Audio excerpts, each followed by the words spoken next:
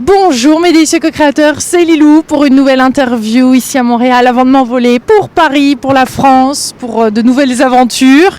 Cette fois-ci, on va parler d'une grande aventure de la vie. On va parler des femmes, de la naissance, de ce passage, de tout ce que tu as appris. Tu es infirmière depuis plus de 20 ans. Oh oui, depuis des lustres. Ouais. Et tu t'es rendu compte qu'il y avait 2-3 trucs, qu'il y avait des protocoles, il y avait des choses qui déconnaient, qui ne correspondaient pas à ce que la femme finalement avait besoin lors de la naissance, et ça avait des implications forcément sur les enfants, sur la mère, sur la relation qu'on a à notre enfant, des traumatismes ensuite. Enfin, c'est pas une interview que j'ai faite encore en français, donc je suis ravie de pouvoir lancer ce sujet avec toi parce que tu es l'auteur quand même de La maternité au féminin, avec un magnifique tableau. Oui, un tableau que j'avais créé à un moment donné et je pensais pas qu'il se retrouverait sur le livre. Ouais. Sur les femmes. On va aussi parler quand même de NDE parce que tu as vécu une expérience de mort imminente avec ta mère qui est revenue d'un coma, donc c'est là où qui est revenue guérie, et on va parler donc de cette relation entre la mort et la vie. Forcément, quand on aborde la vie, on aborde la mort aussi et inversement. Donc parle-nous de ce constat un peu que tu as et là où tu en es par rapport à la naissance.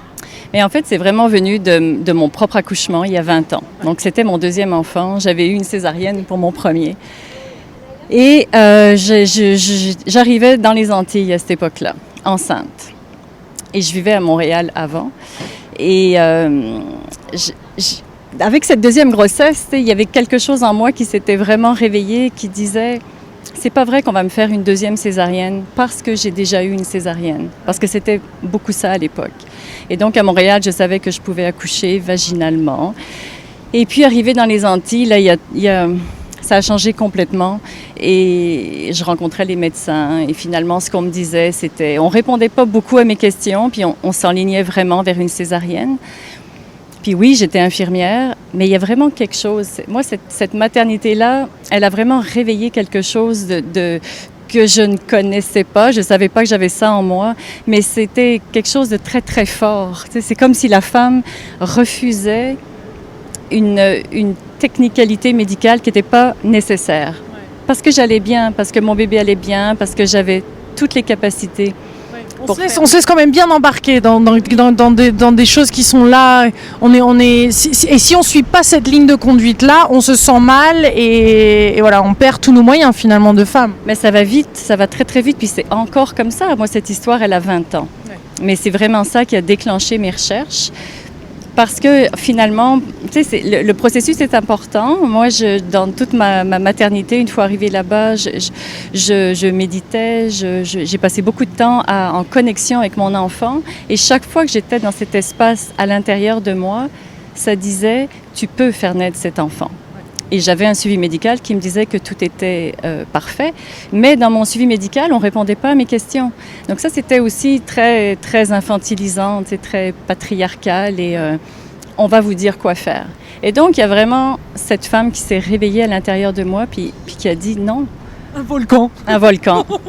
Et le jour de l'accouchement, parce qu'en fait, je ne savais pas jusqu'à la fin. Finalement, chaque fois que je revenais dans ma tête d'infirmière quand même, c'est sûr que je me disais non, tu peux pas accoucher seule, il n'y a personne qui est prêt à t'accompagner à domicile. Donc c'était comme une espèce de néant. Mais chaque fois que je revenais à l'intérieur, c'est ça qui a été vraiment initiatique dans cette expérience, c'est de sentir qu'est-ce que j'ai à faire. Et la journée de l'accouchement, j'ai senti que je pouvais rester, donc je suis restée chez moi et j'ai accouché. Donc changement de plan à la dernière minute. En fait, j'avais pas de plan. Ouais. Et parce que je voulais pas prendre cette décision juste par défi ou pour toutes sortes de mauvaises raisons. Donc, j'attendais d'avoir une illumination. Et ça n'a pas été un accouchement rapide, ça n'a pas été un accouchement facile, mais je sentais que j'avais à vivre ça. Et c'était vraiment d'écouter ça. Et depuis, c'est sûr que ça a transformé ma pratique parce que... tu sais, je trouve qu'on parle beaucoup de développement personnel, t'en parles beaucoup. Puis pour moi, c'était comme la... Spirituel, d'ailleurs. Remettre le sacré dans tout ce qu'on vit au quotidien. Et c'est comme si une expérience, quand une femme vit une expérience comme ça, c'est vraiment une initiation fabuleuse de rester vraiment à l'écoute de soi, profondément. Et pas par défi, pas pour prouver quoi que ce soit. C'est qu'est-ce que je sens que j'ai à faire. Donc, moi, c'est sûr que ça a bouleversé ma vie. Et j'ai vécu cette expérience-là, donc, qui est une expérience très corporelle. Un accouchement, c'est très physique. On l'intellectualise beaucoup, mais c'est très, très physique. Et j'ai vécu aussi une expérience spirituelle vraiment profonde, de sentir cette vie qui s'incarne à travers moi. Oui. Et donc, quand tu dis initiation, c'est-à-dire que le fait d'être là, d'écouter son corps, de l'accompagner, il y a une espèce de pouvoir, une puissance, le féminin sacré, tout prend sa place. On est dans l'espace-temps n'existe plus. L'espace-temps n'existe plus. Ouais. Et oui, c'est ça l'initiation, c'est de rentrer dans un espace où c'est plus ma tête qui guide. Ouais. C'est vraiment la vie qui passe à travers moi et que je suis. Donc, il y a une espèce de force extraordinaire. Et ce qui est fabuleux, c'est que quand on touche à ça dans la maternité, mais c'est sûr que ça transforme nos vies. C'est sûr que toutes les femmes qui vivent des accouchements comme ça ne sont plus les mêmes après. Donc, tout ce que ça va chercher au niveau de la confiance, au niveau de cette connaissance de soi, puis de cette conviction de qui on est vraiment, puis de ce lien à plus grand que soi. Donc, tu sais, on a beaucoup limité l'accouchement à « ça fait mal, c'est un mauvais moment à passer ». Et c'est pas ça. On peut vraiment le vivre différemment. Mais il y a beaucoup de choses qui ont été mises en place et qui l'ont rendu difficile pour les femmes. Alors tu nous l'expliques, hein, d'accoucher debout. Enfin, il y a plein de choses, ou accroupi en tous les cas, il y a plein de choses qui sont beaucoup plus naturelles. Donc, qu'est-ce qui serait important à savoir ici, dans quelque chose de plus naturel pour la femme et qui favoriserait justement ce côté initiatique, tout en étant accompagnée d'ailleurs, hein, pas forcément seule, mais... Ah non, je ne veux pas du tout la promotion de l'accouchement seul, puis c'est pas ce que je voulais non plus. Et moi, je suis devenue une accompagnante à la naissance après. Donc, c'est ça que je fais. J'accompagne des couples, j'accompagne des femmes qui accouchent pour leur offrir cet environnement-là. Parce qu'en fait, pour qu'une femme accouche par elle-même, en fait, en suivant son instinct, puis en suivant ce qu'elle sent, mais il faut qu'elle soit libre, il faut qu'elle se sente en sécurité, puis qu'elle se sente soutenue. Il n'y en a pas de méthode pour accoucher. Tu sais, je ne peux pas dire, bon, il faut accoucher dans telle ou telle position. Je ne sais pas ce que va choisir cette femme. Et c'est ça qui manque beaucoup. C'est cette flexibilité. Cette liberté dans les salles d'accouchement, puis cette écoute de chaque femme. C'est comme si les femmes ne sont plus du tout les spécialistes de ce qui se passe dans leur corps. Souvent même, on dit, mais vous ne savez pas quoi faire. On va vous dire quoi faire. Mais il n'y a personne qui peut savoir, dans ce duo, qu'est-ce qui est en train de se passer en ce moment au niveau de ce que sent la mère par rapport à la position de son bébé, par rapport à tous les signaux qu'elle reçoit. Si on la suit, si on lui permet de plonger dans son expérience selon ce qu'elle sent, elle va vivre une expérience. C'est vraiment une plongée. C'est vraiment une plongée. C'est un immense lâcher-prise, l'accouchement. Et c'est là toute la peur que vivent les femmes. Et on répond à cette peur en leur donnant une péridurale. La péridurale semble régler tous les problèmes, mais elle ne règle pas tous les problèmes. C'est le besoin d'être vraiment soutenu, que quelqu'un soit à ses côtés et ait une totale confiance en elle. Donc c'est une grande étape comme tu disais, de lâcher prise, d'avoir confiance, de lâcher le mental, de passer à la vraie femme finalement, de devenir une femme, hein. Vraiment. Et ce qui n'est pas facile dans notre culture de lâcher le mental. Dans un moment aussi intense, avec un travail au niveau des contractions utérines. Donc, ça prend vraiment... c'est comme si ça prend... Je dis une préparation, puis j'aimerais ne plus parler de préparation. Hein. C'est plus des retrouvailles avec ces connaissances que toutes les femmes ont. Parce que moi, quand j'ai accouché, je ne savais pas grand-chose. Finalement, c'est l'expérience qui m'a propulsée dans cette connaissance-là. Puis je suis allée valider, je suis allée rencontrer des gens instruits qui avaient réfléchi à ça déjà avant moi. Et on peut voir que c'est ça, à travers le monde, toutes les femmes accouchent comme ça, quand on leur permet de le faire. Et c'est un petit peu fou, hein, de dire ça, de permettre. Mais en ce moment, on les contraint beaucoup et on limite l'accouchement à quelque chose de médical et de potentiellement dangereux. Tu sais, on parle beaucoup des risques. Mais c'est ça, et comment le faire de chez soi, bien accompagné, avec toutes les peurs, tous les messages de peur et tout ça, comment savoir quand ça va trop loin et qu'au contraire, là, on doit vraiment prendre des mesures, enfin, on se pose toutes ces questions, c'est-à-dire jusqu'où pousser, jusqu'où aller, jusqu'où vivre cette expérience. Mais en fait, on n'est pas obligé non plus d'accoucher chez soi. Finalement, moi, je me suis beaucoup occupée des femmes qui accouchaient à l'hôpital. Parce qu'ici, au Québec, les sages-femmes s'occupent très bien des femmes qui accouchent en maison de naissance et à domicile. Et moi, je me disais, 95% et plus des femmes accouchent à l'hôpital. Donc, est-ce qu'on peut justement leur offrir en milieu hospitalier un contexte qui va leur permettre aussi de vivre une belle expérience? Parce que la réalité dans le monde, c'est ça, c'est qu'il y a très peu de femmes qui accouchent à domicile. Oui. Puis celle qui accouche à domicile, tu sais, une femme, quand elle accouche, si à un moment donné, elle se sent inquiète, puis que la personne qui est avec elle a vraiment l'habitude, puis connaît bien, on va le savoir. Si cette femme est inquiète, elle va aller à l'hôpital parce que peut-être qu'elle a besoin d'une intervention. Mais en même temps, on sait que quand il y a un environnement qui est vraiment favorisant, sécurisant, les accouchements vont bien. On fait des bébés depuis la nuit des temps quand même. Hein? Des fois, on se demande comment on est arrivé au 21e siècle. Il y a plusieurs choses que tu dis, le fait de couper le cordon trop vite, de ne pas laisser la mère suffisamment avec l'enfant, tout ça, hein, c'est des choses qu'on a enlevées, on a accéléré le pas, on a été trop gourmand. L'homme a commencé aussi à être là, parce que d'après ce que j'ai compris avant, ça se passait qu'entre femmes. Oui, plus. C'est sûr qu'avec la médicalisation, c'est devenu beaucoup plus masculin, tout l'environnement de l'accouchement. Puis je pense qu'à la base, c'était pas pour faire mal. Il y avait cette espèce de conviction que plus on contrôlait un événement, mieux on allait en prendre soin. Mais on a quand même beaucoup d'études là, depuis quelques années qui nous prouvent que trop d'interventions, ça devient néfaste hein, pour les femmes, pour les mères et pour les bébés.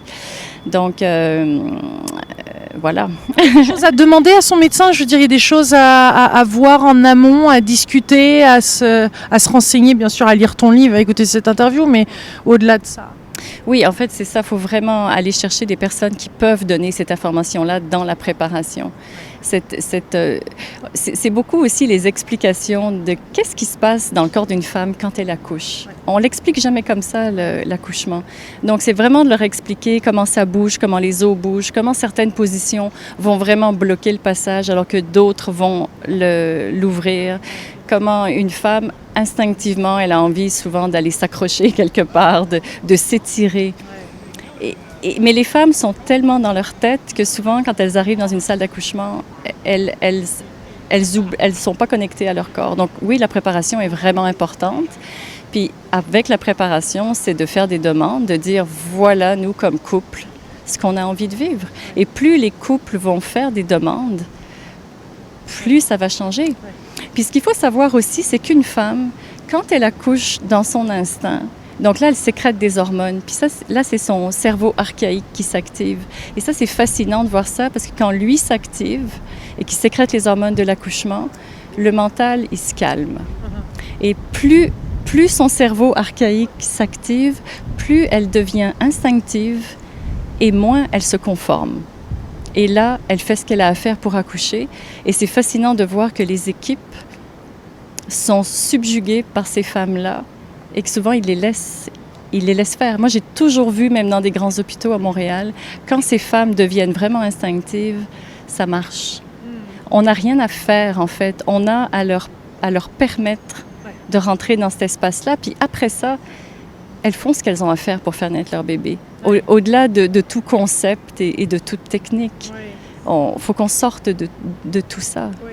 Une petite question par rapport à la naissance dans l'eau. Qu'est-ce que tu en penses de ces enfants même qu'on jette à la naissance dans l'eau aussi? Qu'on étire, qu'on tire dans tous les sens comme ça. Bon, bien sûr, il y a tout un rituel là aussi très sacré, mais qu'est-ce que tu en penses?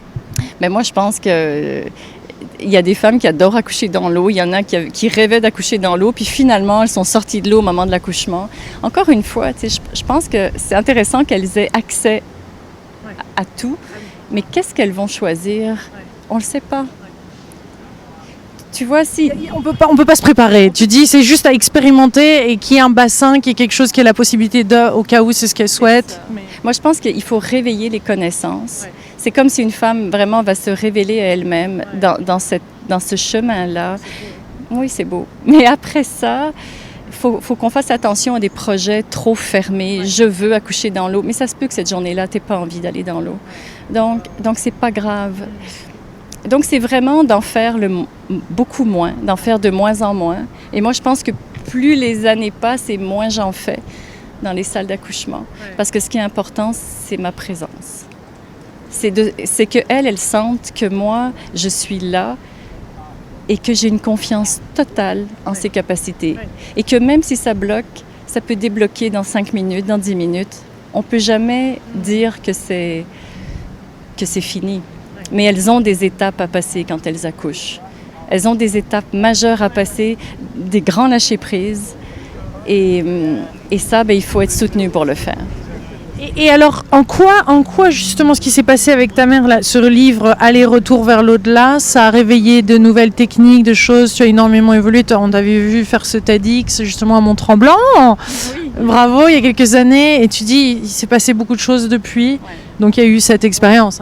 Mais cette expérience-là, elle a bouleversé ma vie et en fait, elle était très très proche de ce que je vis avec la naissance. Quand j'ai accompagné ma mère vers la mort, je faisais la même chose avec mon amie Ginette. On faisait la même chose que quand on accompagne une femme qui accouche. Et ces bébés qui viennent de ce grand tout, de la vastitude, les gens qui meurent y vont. Donc, l'environnement dont ils ont besoin, c'est la même chose. De la sécurité, de la confiance, puis beaucoup d'amour. Et d'accompagnement, oui. Et d'accompagnement. Cette présence, en fait, qui fait qu'il n'y a plus de stress. Parce qu'en fait, les gens qui sont tout seuls, les femmes qui sont seules, c'est ça. Elles ont besoin d'être soutenues, qu'on leur dise « tout va bien ». Tout va bien. Tu as l'impression que peut-être tu sens que tu pourrais mourir, mais tu ne vas pas mourir. Mais tu es en train de vivre un grand lâcher-prise. Puis c'est ce qu'ils font quand ils meurent. Ceux qui résistent, finalement, vont avoir plus de douleur, ça va être plus dur. Donc, il y a cette espèce de « OK, j'y vais ». Et c'est sûr que moi, d'accompagner ma mère et finalement qu'elle revienne... Ça, c'est dingue, ça! Ça, c'est dingue. Et elle est revenue guérie. Elle avait une septicémie, une rupture des intestins. Donc, elle était en septicémie généralisée. Puis... Donc là, elle est revenue avec toute cette mémoire. Elle a encore tout le souvenir de ce qu'elle a vécu. Elle a encore accès quand même elle a encore cette connexion assez privilégiée. Et c'est sûr que ça aussi, ça m'a montré que tout était vraiment possible. Et voilà. Oui, donc tu l'as retrouvée, tu l'as revue, vous avez échangé. Et en quoi ça a eu un impact sur... je veux dire, c'est en termes d'énergie, de connexion, de confiance, de foi que ça a joué et que ça joue maintenant sur les accouchements que tu accompagnes? Oui, oui, ça joue sur la foi. Ça joue encore plus sur l'importance aussi de l'accompagnement du nouveau-né, d'où il vient, de quoi il a besoin, de beaucoup de tranquillité, de beaucoup de calme, d'un rythme lent. Et tout ce qu'elle nous a raconté sur ce qu'elle a vu, sur ce qu'elle a perçu, sur cet amour qu'elle a touché. L'enfant vient de là. Oui, l'enfant vient de là. Puis moi, finalement, dans ma qualité de présence et dans ma vie au quotidien, ça l'a changé. Et peut-être c'est cette foi. Tu sais, avant, c'était une espèce de connaissance, de conviction. Mais là, maintenant, en vivant à ses côtés, et je la vois dans sa lumière, puis dans son amour, il y a quelque chose vraiment qui a changé dans mes cellules à moi. Donc, je le porte. Je ne pense pas que c'est au niveau d'une quelconque technique ou autre, mais... ça se matérialise, ça rentre dans la matière, ça rentre dans les cellules, ça rentre dans les os. C'est ça. Donc automatiquement, il y a cette espèce de présence puis de confiance qui va transformer mon accompagnement. Parce que si moi, j'ai une totale confiance en ce qui se passe, la femme, elle est capable d'avoir confiance. Alors que si les gens autour doutent, c'est très difficile dans cette vulnérabilité-là, de ce moment-là, d'avoir confiance si personne la porte à leur côté. Et comment amener un compagnon vers cet état d'esprit-là, ou vers cette philosophie, ou vers cette envie, cette vision, cette image, quand l'autre personne n'est pas dans cette dans ce côté initiatique, voire même redoute lui-même les réactions de sa femme, ses émotions, sa colère. Ouais. C'est ce que ça va créer. Ouais. Mais en fait, chaque fois qu'on leur explique aux couples, moi j'ai beaucoup de cours de groupe. Puis là, j'ai des couples qui viennent puis qui n'ont pas forcément réfléchi. Ils pensent qu'ils vont prendre l'épidurale si ça fait mal, puis point. Chaque fois que je leur explique qu'est-ce qui se passe dans le corps d'une femme quand elle accouche, puis qu'est-ce que signifie vraiment un accouchement, qu'est-ce que vit l'enfant, ça les touche. Et ce que je peux voir, c'est que on dirait que ça réveille cette connaissance qu'on porte, nous. Donc, même ceux qui pensaient vraiment ne prendre l'épidurale puis avoir peur de l'accouchement, souvent ils repartent. La plupart du temps, ils repartent en ayant même hâte à l'accouchement. Parce que c'est comme si je leur ai donné une autre vision, une autre façon de le voir. Tu sais, finalement, OK, on n'a pas forcément à avoir peur de ce moment-là. Ça peut être un beau moment. Puis avec toute la notion que la femme va bouger puis va prendre des postures, bien, le conjoint, il est super impliqué. Parce que là, je leur montre justement qu'est-ce qu'ils peuvent leur suggérer si elle est submergée à un moment donné par quelque chose de plus intense. Et prends-la dans tes bras. Permets-lui de se laisser aller dans tes bras, puis ça marche. Donc du coup, les conjoints sont plus impuissants puis inactifs. Ils se retrouvent vraiment au cœur du processus. Et ça aussi, ça crée des liens beaucoup plus forts, et dans le couple et avec le bébé, parce qu'ils ont participé au processus. Ouais. C'est vraiment dans la façon dont on en parle. Ouais. Ouais. Mais je suppose que l'homme, oui, en effet, lui aussi, ça doit faire bouger pas mal de choses en lui pour accompagner, tout en étant là, et aussi suivre, je suppose, ses propres intuitions et oser voir ce féminin sacré. Oui. Et je pense que parfois, c'est bien qu'il y ait une autre personne avec les couples, parce que c'est beaucoup pour les hommes. C'est comme si on leur demande d'être une bonne sage-femme, puis de comprendre leur femme, puis c'est tellement intense que c'est pas toujours facile.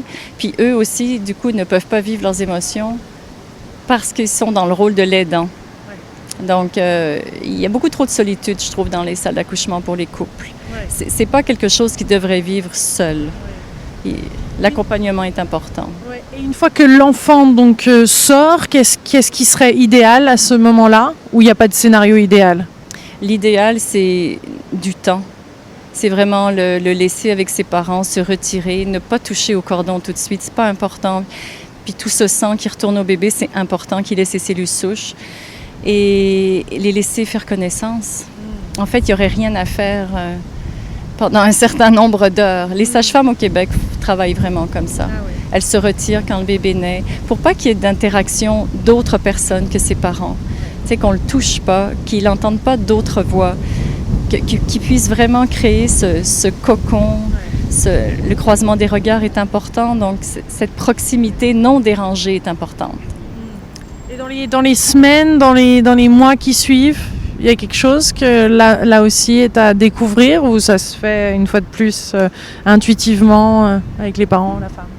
Mais je pense que dans notre culture, là, le postpartum, puis tout ce qui concerne les enfants, c'est très complexe, hein, parce qu'il y a beaucoup de méthodes et beaucoup de théories sur ce que devraient faire les parents. Mais c'est vrai que si on parle juste des premières semaines qui suivent, les parents devraient être très, très tranquilles. Juste laisser le temps à ce bébé-là d'arriver. Alors que ce n'est pas beaucoup le cas. Souvent, les femmes reprennent une vie trop vite. Leur corps, ça prend pour qu'il y ait une rétro-gestation, pour que le corps revienne à son état d'avant la gestation.